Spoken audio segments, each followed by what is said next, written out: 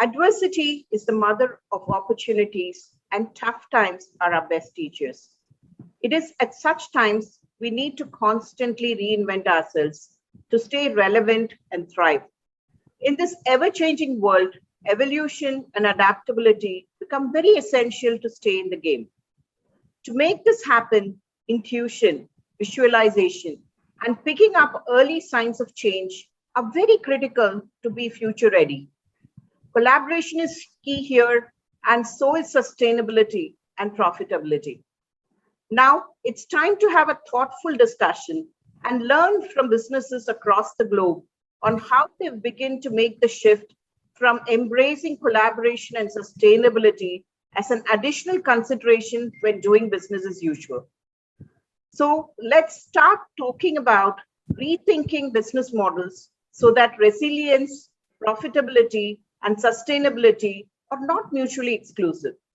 And let's also talk about driving resilience through navigating challenging times and adapting quickly to change. We will also be talking about driving sustainability by reducing carbon footprint, waste, improving working conditions, and transitioning to the circular economy.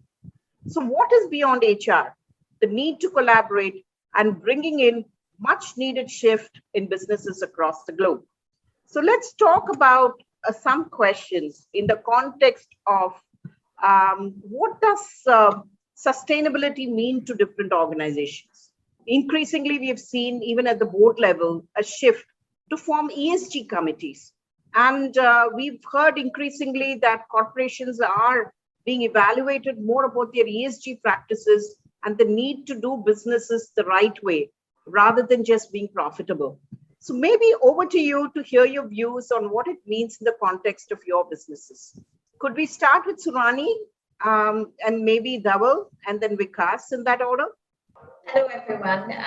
So actually, for a lot of companies, sustainability was initially all about reporting. It was a topic in our annual report and so on. Not just this crisis, but the recent geopolitical situation as well as the climate change has actually got all of us rethinking about sustainability. For us in Sri Lanka, which is quite heavy towards manufacturing, sustainability of our supply chain has become vital. And more so now than ever, Sri Lankan companies are working towards ensuring the sustainability of our product, our supply chain, and ensuring that we as companies, we as a country can survive this era. So sustainability is no more just a buzzword in an annual report, but I think it is a way of life and vital way of life for our simple survival. Yeah, I mean, very pertinent thoughts, and I completely, resonate what Surani just shared. So we at Piramal, we believe in and we say that we are in the business of doing good. So what it actually means is that how can we maintain a very fine balance between what we take from our ecosystem and what we give it back, and to what extent we can ensure that we are not disturbing the balance between the different ecosystems that we interact with, right? So it's all about how can you, like you rightly mentioned, why do profitability and sustainability have to be mutually exclusive? Why can't it be a part of the business model itself where your thought process changes completely and you are sustainable by design or you are sustainable by default, rather than you having to take conscious efforts towards doing it? And I think one of the very important aspects of sustainability, especially when it comes to business or enterprises, is the idea of innovation, because you need to have an eye for the detail and see where you can find scopes to do so much so better than what you are doing right now. And it needs concerted efforts from all the organizational elements. And like you rightly mentioned, it is beyond HR now. So, for example, when I am the CIO of the company, and if I am looking at a drive towards paperless organization, I'm directly making my contribution, or my department is directly making my contribution towards the conservation of the environment, which has a manifold effect on the entire ecosystem that we are dealing with right now. So, to me, it is very clearly to what percentage sustainability is contributing to my profitability. That's what how I would look at. And I think when companies are increasingly benchmarking themselves towards taking KPIs, which will tell you as to if your profit is X, what percentage of your profit is coming from sustainable products. And I think that's a very good indicator, and it's time we started rewarding companies for doing that. I think that is very, very important, and that could be a game changer. Vikas? Yeah, no, Jaya, absolutely. I agree. I agree with both the panelists. I think sustainability can't be seen in an isolation. So sustainability is not only the sustainability of the ecosystem or the sustainability of the business itself, but it has to be a collective sustainability. A business cannot be making profit forever if it is consistently harming the ecosystem. So while you're focused on profit as a business, you also need to be focused on the ecosystem in which you are operating, whether it is the environmental ecosystem, whether it is the supply chain and the ecosystem of your vendors and so on and so forth. So it is very, very important to see that sustainability as a whole and not as a single unit. And as Dhaval rightly said, the KPIs needs to be set right in terms of how much of your revenues or profits are coming from sustainable products. And even if there are revenues or contributions coming from products which are not so sustainable, how are you kind of investing back into the ecosystem so that you're compensating for that? These are few areas which are very, very important. But I think the most important is because this concept of sustainability will keep on evolving. And what we were thinking 10 years back is not the same definition what we are realizing today. So we need to constantly evolve the definition of sustainability and consistently think how we can improvise our ecosystem and our businesses to make it more and more sustainable. Maybe just another question on sustainability, looking into the view forward. We've had ISO standards that set how things must be done. And there are like governance and protocols that take it far beyond just metrics, which is more postmortem. How have you spent? Have you spent enough on sustainable initiatives versus rules or procedures? How do you create a sustainable organization? That has been something that policymakers have been working with. Some of your thoughts on what that is going to look like. Let me tee off with an example. You have this Namami Ganga project, which just said these are standards for waste disposal. And how do you kind of look at certain processes and procedures? It wasn't like a metrics. It wasn't beyond a set of guidelines or standards. And that seemed to meet with pretty good success. So what are your views in terms of policies, procedures? Is that the way forward for looking at sustainability as a norm, as a standard? So some viewpoints from you. And Vikas, since you're on screen, maybe we'll start in the reverse order this time. No problem. No, I agree, but I think that's something is the mantra of today's government as well. I believe it's less of rules and more of governance, but I think there needs to be a balance between how the framework of rules needs to be set, what policies needs to be rolled out.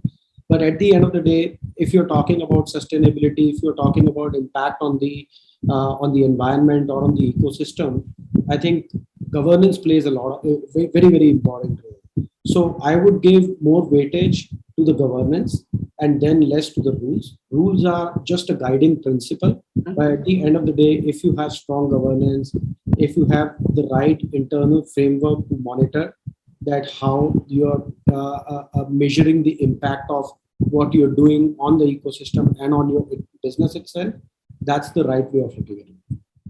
Thank you. Dhaval? So I largely agree with Vikas. My only complimentary point to it would be that I think it is a value system that drives us the most. And while it may sound like a cliche answer, in fact it is a values that drive it, because this kind of thinking has to come from the top. Yeah. The people who decide why we are in business, they have to drive this message all the way down. Otherwise, it can, if you add too much governance, it very easily can become an exercise of adding red tape to it.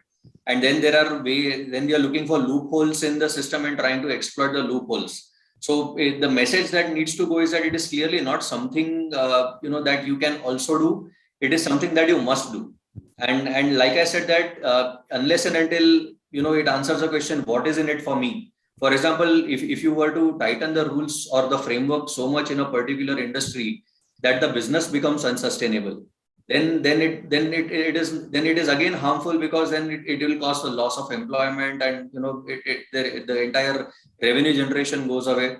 So I think it is the values, but also I think it is very, very important, for example, to incentivize in the right manner.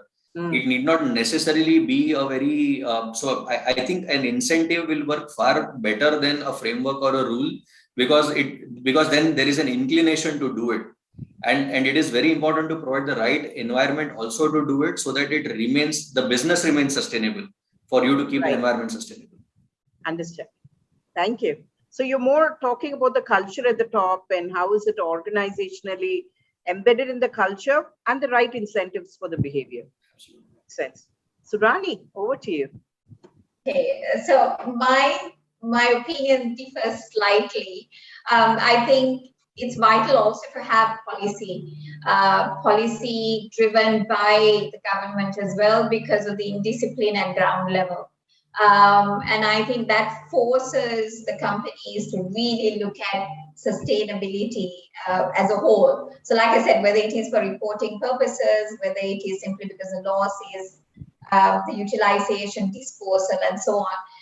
So I think a certain amount of policy is vital to get it embedded, because for me, I don't think a lot of our Asian countries, especially South Asian countries, it has really got embedded as such. So for the next few years, that policy is vital. What I've seen here in Sri Lanka, and I've also seen that in some of the other parts of the world, is that employees or the younger generation, the Gen Zs and the millennials, actually don't want to join you unless you do have your company is sustainably driven, or does believe it's not just a tagline, but actually the practices are in line with sustainable practices. And we found that competition is driving us as companies to become sustainable. So the younger generation is driving it. So I guess it's very similar to what Dhaval says. Yes, it is a bit of a culture shift, but the culture shift here and in some of the other parts of the world, I'm seeing it coming from the bottom, where the younger generations are forcing us as companies and entities to rethink. So for me, I think it's the best of both, or for me, I think it's vital the countries do have a policy to force, but at the same time, build that culture where the generations coming through have understood the vitality or the importance of sustainability. That's very interesting to note, that you're getting the drive and the push from employees and the environment, and that is sustainability is becoming a competitive advantage, not just in recruitment, but also in the way that our clients see us. So very refreshing to know that. And I think that's pretty much the way forward that we're seeing across the globe. Changing gears a little bit, sustainability is what you do in terms of a larger footprint. But what's happening more and more is that we're seeing shorter business cycles, and agility really matters to be sustainable. And you often hear of products that are released even before they have the capability to kind of test it. Prime example is the vaccinations across, right? I know it's a slightly debatable topic, but in a classic sense, vaccinations would have been tested for a longer period of time. Likewise, in a shorter and shorter the business cycle comes in our part of the world, especially in the corporate life cycle, you're releasing a lot of products without testing it. And it also means that there are new models that you would have tested, not tested before. Pandemic hit and work from home was like instantaneously switched on. And it was more a question of you work from home. Has that model been tested? Earlier, it used to be a test that we used to take to see, are your jobs kind of working remote kind of jobs? So there are two parts to it. One is, what does it mean for agility mean from your businesses in a customer context? And what does agility mean from an employee context? And both of them are quite relevant towards creating sustainable organizations. Question maybe, Vikas, I'll start with you. Absolutely. I think the business cycles are becoming more and more shorter. I mean, earlier the product's life cycle or the business life cycle used to be pretty long. And once you've cracked the model, once you've cracked the good product in the market, you're rest assured that for the next 10, 15 years, you will continuously have your cash flows and margins and so on and so forth on the back of that product. Gone are the days. I think things are changing pretty rapidly, especially in the ecosystem or the business which I am come from, right? We are in a technology world, but things are pretty fast, not only on the product side, but also the underlying technology. Technology is evolving so fast. Consumer preferences are evolving so fast. You have to think very, very fast, and you have to be agile in terms of the way you build the products, you roll out the products in the market. So more often than not, what we do in our business, we always, whenever we are testing grounds with new products or new thinking, we roll out that in a very, very pilot or a micro market or on a subset of customer, collect a lot of feedback, collect a lot of data, improvise wherever needed, and accordingly gradually roll that out to a larger audience.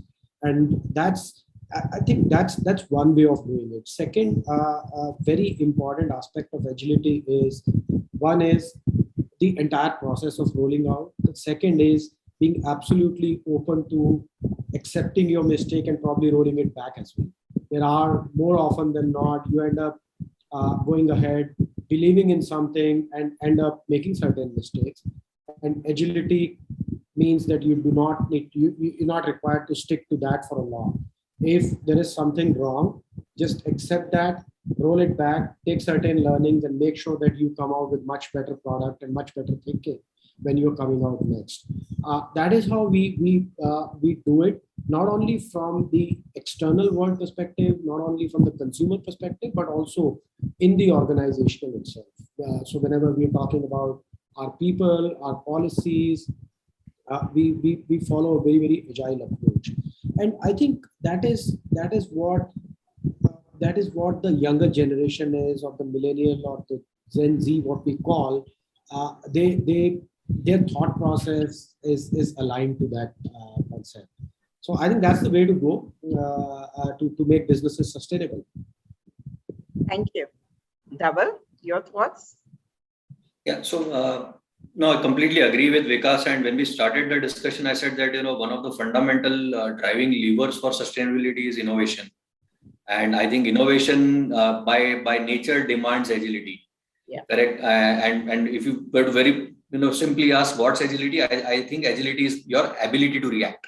So if you are able to react to your changing environment, be it controllable or uncontrollable, in a time-bound fashion and get the desired outcome, you are an agile organization. Correct. Now, you did mention a very pertinent point about, say, for example, the COVID vaccine, and like you rightly mentioned, there are two sides to the coin here.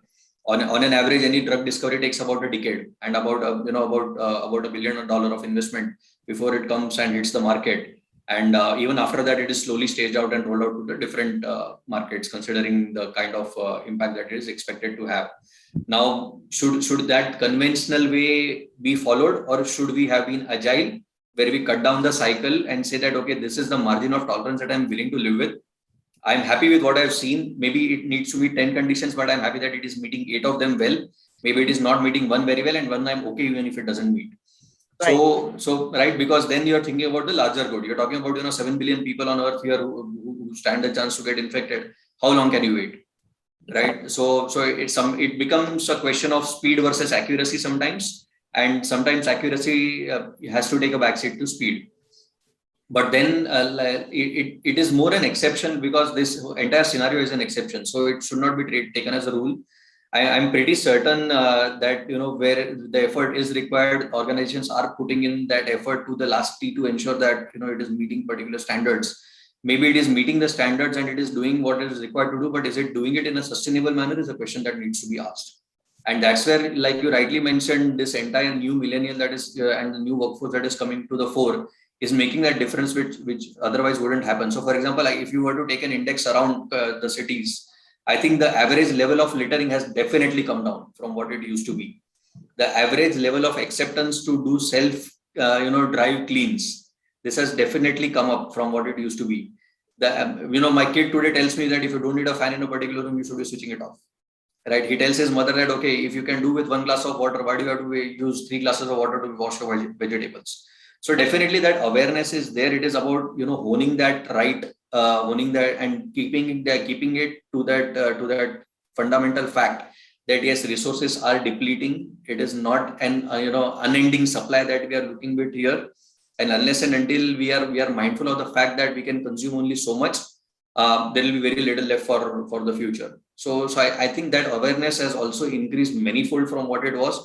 So for example, today people are looking at how you can, what is the amount of electricity that you are spending to manufacture every unit of your product, and how it can definitely come down from, and if it is say for X, how can you can bring it down to X minus delta X without affecting the output so much. So I think, yes, definitely there is that awareness, and like Vikas rightly mentioned, those with innovation, the industry may remain the same, the category there may remain the same, but the frequency with which the products will come out will definitely be much faster and much better. Thank you. Surani, for concluding remarks on this particular topic. Okay, so I think this pandemic or this crisis was a wake-up call for many, if not all. Overnight, companies lost their markets, their consumers, because overnight a need for a certain product went away. And that actually led to companies having to be very, very innovative to say, okay, fine, how do we survive this? How do we ensure that we are still able to operate and make money? Profitability was vital. So this period actually gave companies an opportunity. You either innovate, you strive, you change, or else you will not be able to survive this period. So if I take again this period, what it did to us was that overnight, a lot of our Asian countries, we were not willing to work from home. For us, working from home, though we had all the technology at hand, was refusing to work from home because of our cultural norms and so on. But overnight, we had to change the ways we worked. And overnight, whether it is IT, whether it's manufacturing, that had to be innovative enough to be able to run companies from home. So I think going forward, this is, like I said, it was an eye-opener. And this is a brilliant eye-opener because as companies, we realized we can't be doing the same thing over and over again. We have to be agile. And as Dhaval also mentioned, and because innovation is vital. And yes, we will see companies coming up with new products, trying it out. They will not have the testing opportunities, but with, again, a different generation of people having to cater to these different generations. They're not looking for, they themselves are not actually looking for that perfect product. So I think companies will need to push for innovation and agility, and we will see more of it from the way we work as well as the products that will come out and the services that will come out. So maybe are you also looking at a shift in terms of employees? We spoke about an employee mindset. We spoke about the younger generation, Gen Z, coming in, and they're driving a lot of change, and consciousness being one of them, and talking about this is the right way to do things rather than saying, is it profitable alone, right? So that's a different mindset of the millennium. But are you also seeing a shift in terms of what we used to call earlier in the generation, say, develop a core competency? That's the only way to be sustainable. In your workforce, you need to be known for something that you're really good at.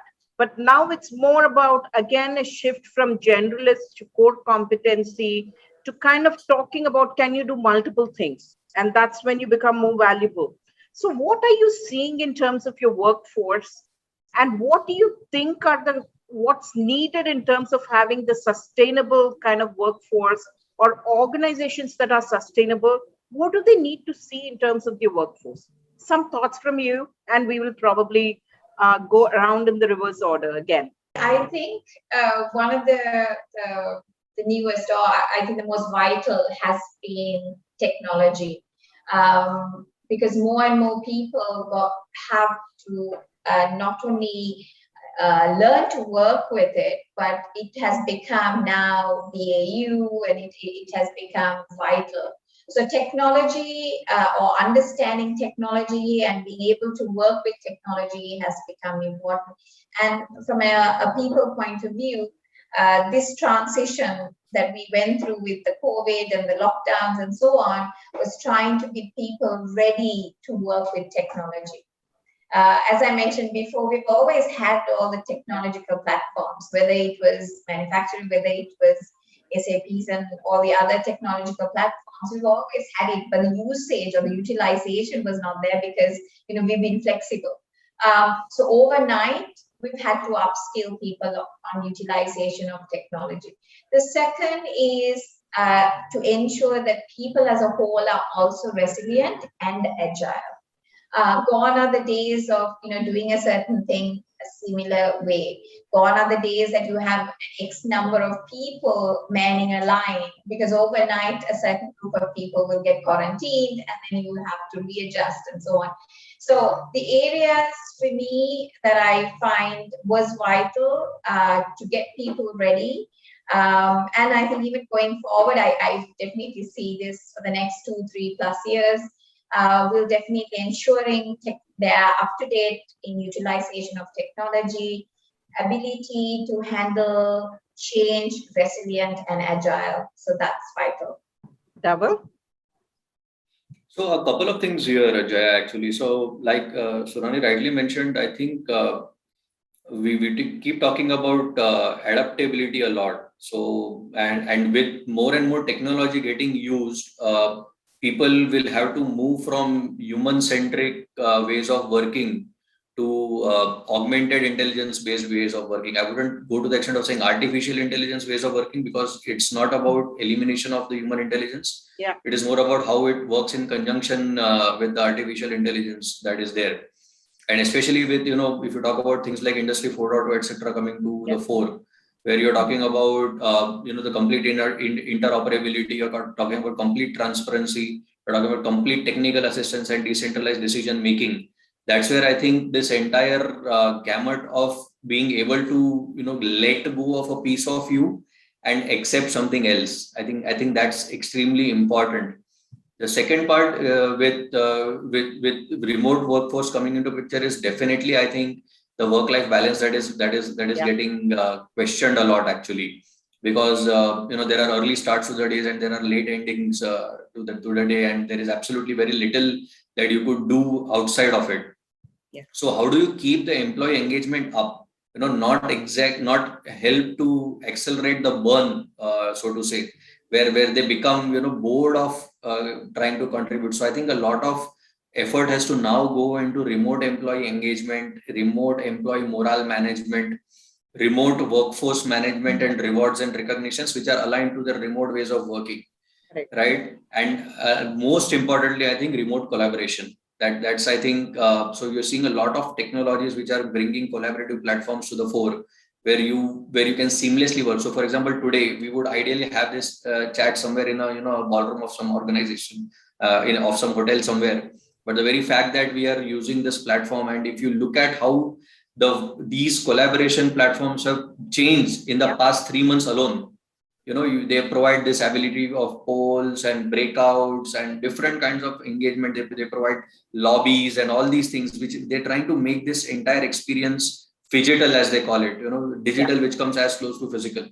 So I think all of these factors, and again, I keep going back, it's only about everything about innovation today, where you're constantly at it to say that, okay, how can you change it? How can you make it better?